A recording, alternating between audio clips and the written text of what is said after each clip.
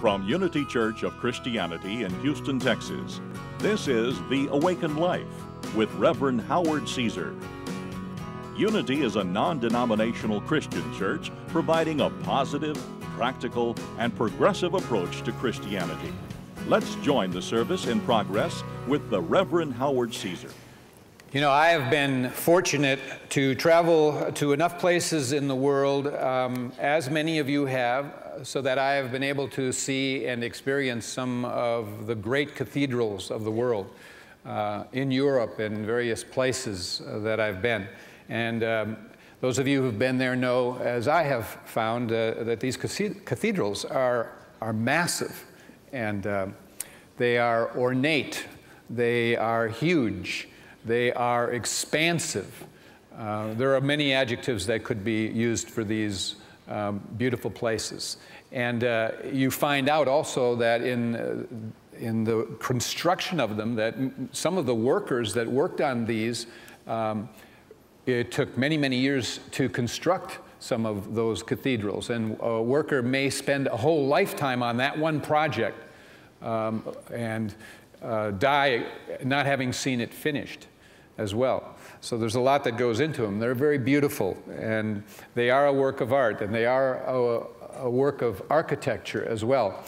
But yet I find the truth is God is no more there than anywhere else. God is no more present in one of those cathedrals with everything that has gone, not taking anything away. But the truth we need to know, and the truth is God is not somehow more there than anywhere else. And that's important for us to know. We have come to learn what has been shared by masters and mystics and teachers, spiritual teachers down through time, including Jesus, and that is that God dwells in the great within. God dwells in the great within. So you take God wherever you go. Wherever you are, you stand on holy ground. And that's something to awaken to, and it takes a while in our path of unfoldment to really grasp that and make that a regular day-to-day, moment-to-moment experience. But the true God is an indwelling God, okay? And Jesus stated that the kingdom of God is within you. The kingdom of God is within your midst. It's here, it's now, it's within you. He said that. So God dwells in the great expanse of what I refer to as your own great inner cathedral. Every one of us has an inner cathedral that we can step into that is holy and sacred, and where we can go to have our own direct experience of the divine. We carry our cathedral within us. You know, you are the temple of the living God, Scripture states. Now, when you grasp that, the magnitude of that, it's a very powerful thing. It's a very holy thing to really get your being around, and the meaning and the magnitude of that. It's been stated that the only God that you can ever know is the God that is discovered within ourselves. Think about that. The only God that you can ever know is really a God that is going to be discovered and experienced directly by you, within you. There will be a lot of things taking place outside, external to you, but the whole experience, and the only God you will ever know, is one that basically is the result of an internal experience in the cathedral of your own being, if you will. Buddha, you know, the story of Buddha we're pretty well familiar with, in the sense that we know that he grew up within the walls of his palace and really didn't know what was going on outside. He was protected from all of that, and eventually he came to a time where he left the palace and went outside its walls and found that there was a lot of suffering going on out there. And what was his response? His response was really to go within. You know, he turned within. He goes into deep meditation under a tree, remained there until he gained the insight that he was seeking and the understanding. If you look at the story of Moses in the book of Exodus, you can see that he too sees the suffering of his people in Egypt, and as a result, some things happen. He flees to the country and becomes a shepherd. And as a shepherd, he is spending time alone in solitude in the hills. And it's there that he is able to be in reflection and contemplation and processing and really discovering the God within him. And from there, he has his calling, and he has the burning bush, and he has his mountaintop experience, but all, again, the result of a dynamic of something that first took him within. We can look at the life of Jesus. We can see that he sort of received his calling as a young boy of about 12 years old, and then we lose track of him. The years of mystery, 18 years he's gone before he returns for his ministry. And there are different thoughts around where he was or what he was doing. There is some documented evidence that he was actually in India during that time. But we can see that basically it represents and symbolizes a time where he went apart a while in sort of a preparation. He went into the within of him and came out to do that which was his mission, that which he was called to be about in that life. And so it appears that all three of these great masters and mystics or teachers, seem to have demonstrated the idea that the only God we can ever really know is the one that we discover within. That you are, each and every one of us, required to go apart a while enough, again and again, where you open the doors to your own inner cathedral, and you begin to experience a direct first-hand experience of the divine within you. Because you can't go on the basis of what people tell you. You can't go on the basis of concepts and things like that. It has to go on the basis of experience. Every individual, every soul must come to the place where he has his own experience and is opening and opening and opening again to going further into that cathedral and further into the great expanse of the experience of the divine in that cathedral of their own being.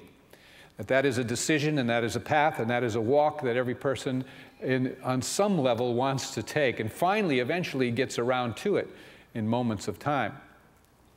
So it's important to really understand that for each of us, all the powers of God are found and discovered and experienced within. And it's this place, I think, where we begin to discover and experience that part of us that is created of God. It's the part of us made in the image and after the likeness of God, as it's referred to scripturally. And it's the part of us that really has been referred to as the only begotten Son of God. Now, I know that traditionally the reference to the only begotten Son of God has been to Jesus Christ alone. But it's important to note that many who have come after him, and not slouches, but many who were masters and mystics and spiritual teachers and revered and respected have pointed to that verse and said essentially that only begotten is there in all of us. There is that in every one of us that is only begotten of God. And that it is really referring to the idea that at the core of all of us is the core of God. The core, which is referred to as the essence, and different words that all fall short as that's been spoken. But even Meister Eckhart, who was a Christian mystic, very respected, 13th century, he had some things to say and spoke to this verse specifically as well, way back in the 13th century. And he said, he wrote this, "Thus my text says, God sent his only begotten Son into the world, and by that you must not understand the external world in which he ate and drank with us, but you should know that it refers to the inner world." And he goes on to say, "As sure as the Father, so single in nature, begets his Son, he begets him in the Spirit's inmost recess." And that is the inner world. He says, here, the core of God is also my core. That's spoken by a mystic, Meister Eckhart, respected, telling us that the only begotten Son refers to the inner world, and that the Father, when he begets the Son, he begets in him something having to do with the inmost recesses of one's inner world. There is that in every one of us that is only begotten of God.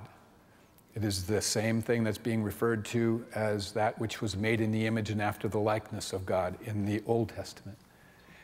And so there is that which is the core of God that lives in our core, and it is found dwelling in our own inner great cathedral of within.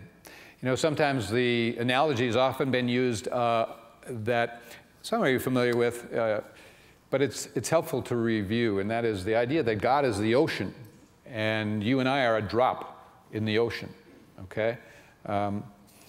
And if we say that the ocean is God, and we are a drop in that ocean, then we can say that any drop of water is, any drop of water, we're all in the ocean, is still the ocean as a drop. You get this? I don't want you all to get drippy. I know it's raining outside, and, but the drop we're not saying is, it is not the whole ocean, you know, or all of the ocean, but you and I are a drop within that ocean. We live within it. It's God manifesting in and through us at the level at which we understand and have our individual awareness or levels of awakening or unawakening. And you know, much of organized religion has taught that there is man and then there is God. And they talk about them oftentimes, that's how I was brought up, as being kind of separate and distinct and apart. And however, there's a leap in consciousness that is available to every person once they grasp the idea that we have an indwelling God, that we are able to access at any moment in time, no matter what it is we're going through, and that we can have a personal relationship, an intimate personal relationship with that divine presence. And we can have our personal divine. And actually in India, where you study in India, they talk about it as being your antriyaman. Your antriyaman is your own personal divine that you are in touch with on a regular basis throughout your day. And it's there. You draw on it. You're asking it questions. It's always there. And that's part of one's unfoldment. So the drop is not the ocean, but the ocean can be found, the ocean can be discovered, the ocean can be experienced in the drop, in every one of us, okay? Now, many a person knows about the fact that there is an ocean, that there is a God, but they tend to surf along the surface of that ocean in their own consciousness, because they really don't know or have never really understood that they are a part of it. And that's kind of the leap that I'm talking about. And when a person is surfing, you know, the surface in their own consciousness, they basically see and experience the world differently from the person who is basically spending time in their own inner cathedral. It's the person who is on the surface is basically feeling a sense of apartness. They see everything in the world and everyone as separate and apart from them. They see through the filters of a consciousness of separation. And in that state, there is always going to be a lot of fear being experienced in the life that one is living. Not only fear, but along with it, of course, is unhappiness, because it's not happy to be in fear. There's a lot of suffering and internal conflict that is going on. The mind of the separate self is the one that you and I have created apart from God. Okay, it's the illusion. It's built out of the illusion. The whole separate self is built on an illusion that we're not in the ocean.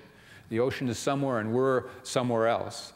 And that we are apart from the ocean, apart from everything, as opposed to a part of.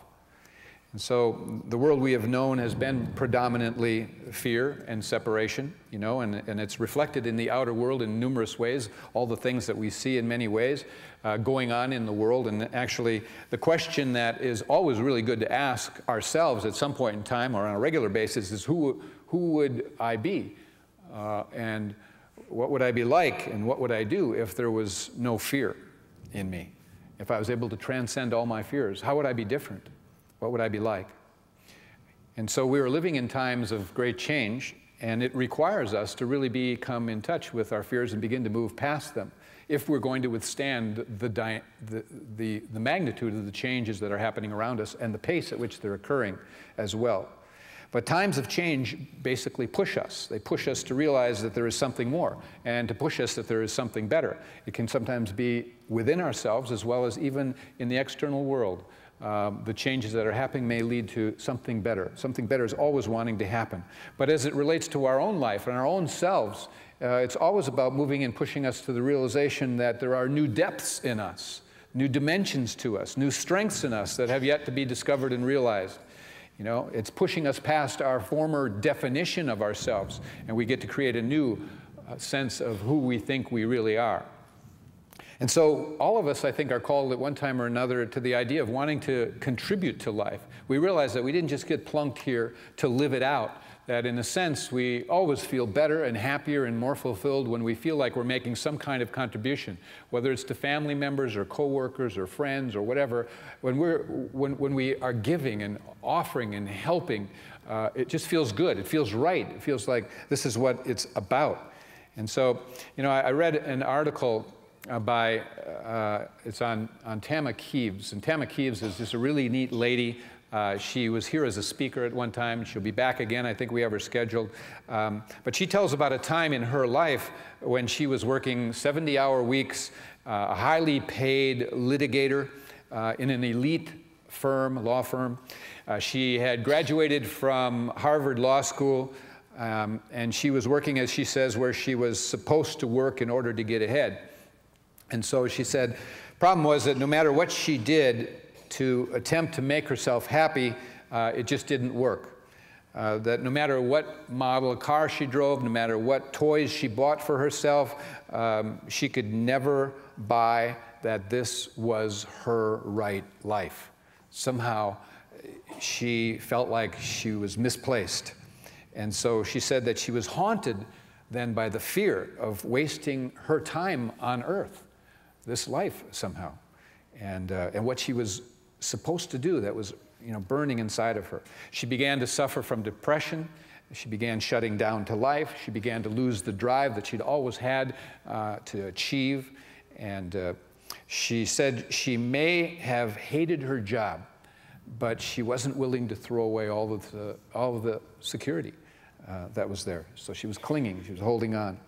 And the inner discontent got so strong that it took her all the way to the point where she was not wanting to live anymore.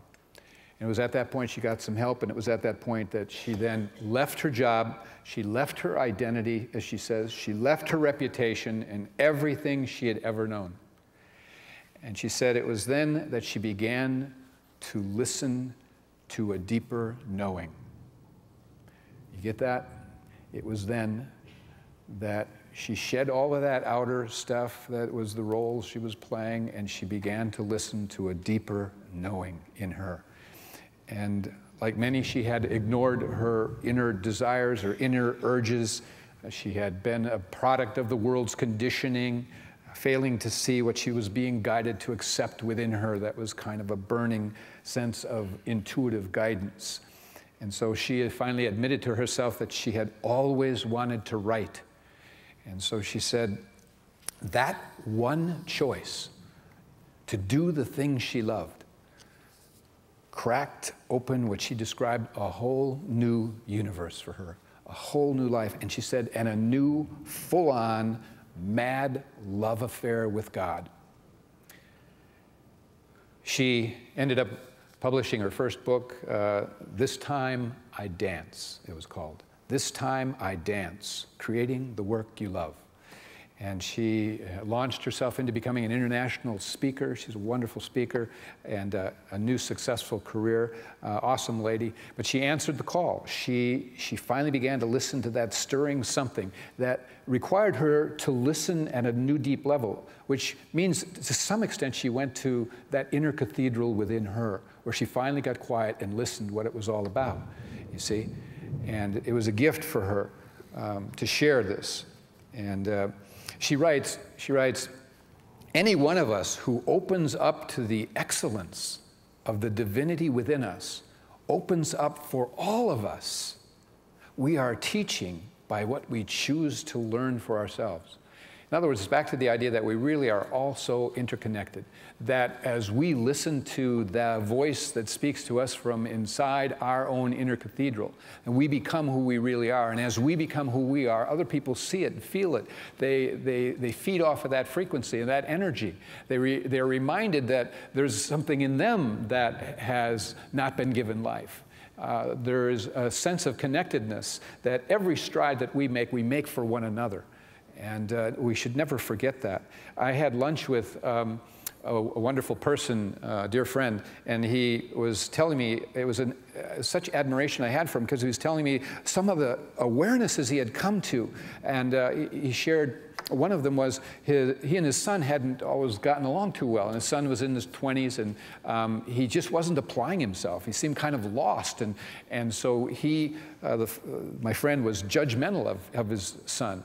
And so in their conversations, that judgmentalness, came across. Like he wasn't doing it right, and when are you going to get your act together? And maybe it wasn't said like that, but that was what was being conveyed, and was given advice and whatnot. So there just wasn't a communication there. And he said, I finally realized that after all the books I've read and everything I've been told and this and that, anger is just fear.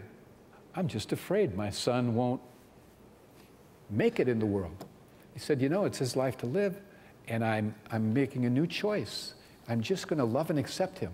Just love and accept him where he is. And so he began to come from that. And he said, so I've done that for a while, and my son called me just the other day, and he said, Dad, I'm going back to college. I'm going to finish my degree here. I'm going for a master's after that for this. I've got a plan for my life. He came from a new, mature place. It was beautiful. It was beautiful.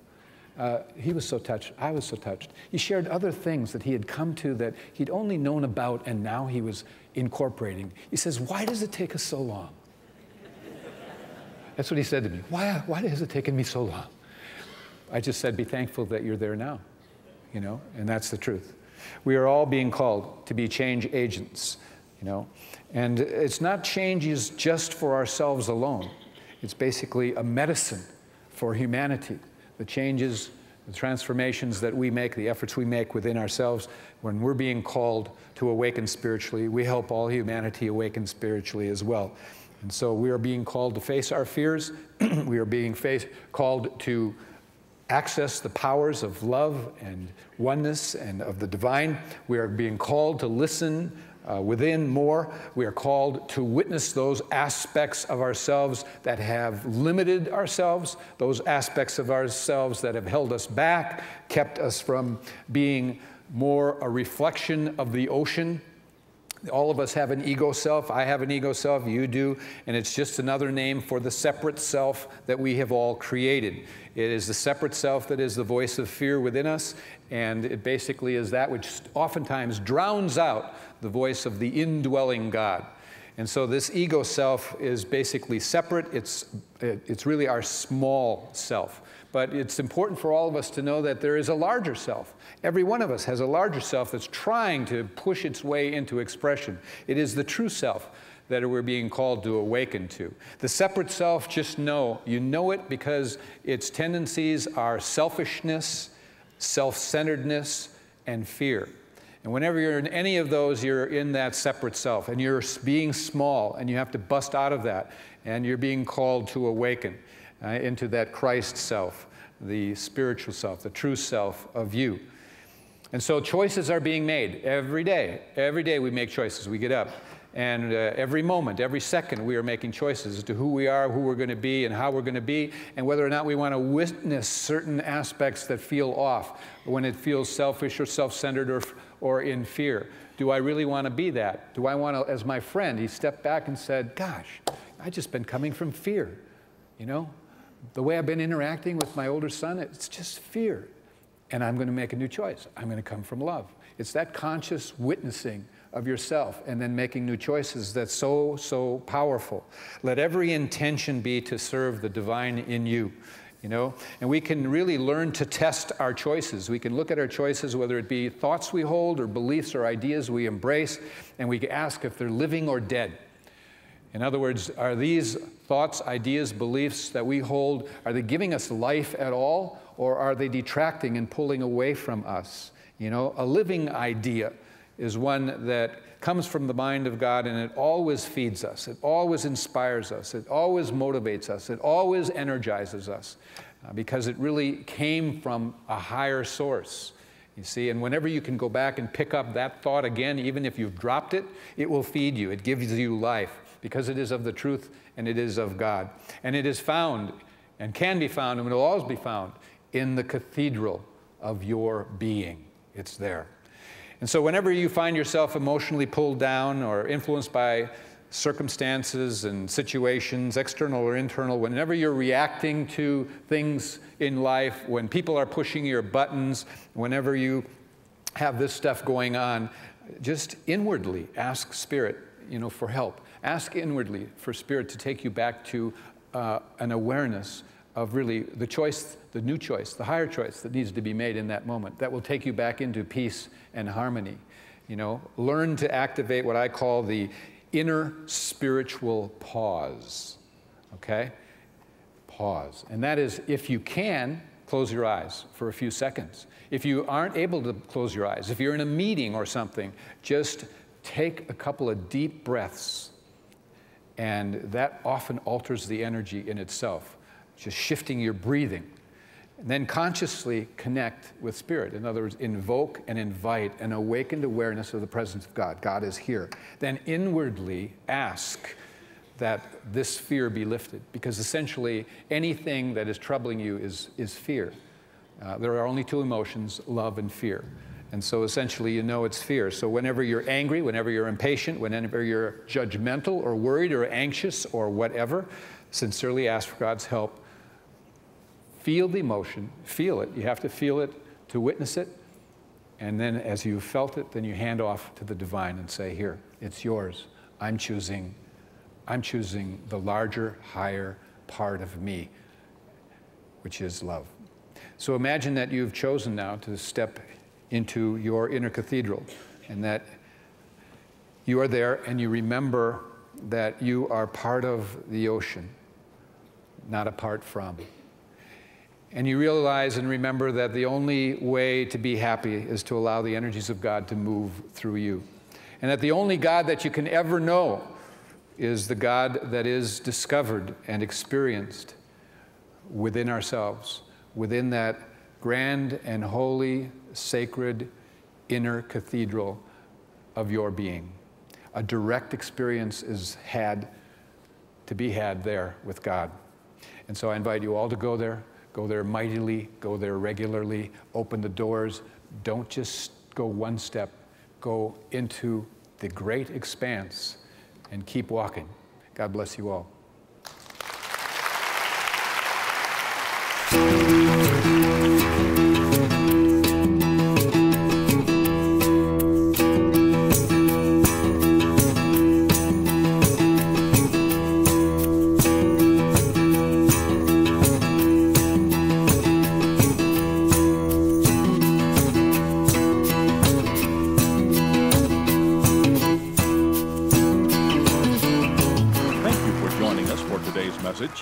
We invite you to be with us again next Sunday. At Unity, we believe that God's presence of love and goodness is everywhere, and that life is meant to be good. You can find out more about Unity and our teachings at unityhouston.org.